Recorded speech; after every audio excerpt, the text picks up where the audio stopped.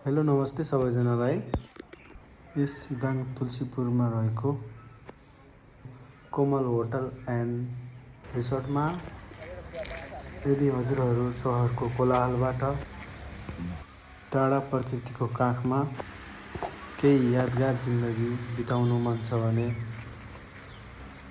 सबैलाई यो अनुरोध गर्दछु कि मलाई त राम्रो लाग्यो। यदि हजुर पनि गएर मनोरञ्जन लिन चाहनुहुन्छ भने एकपटक अवश्य जानुहोला। धन्यवाद।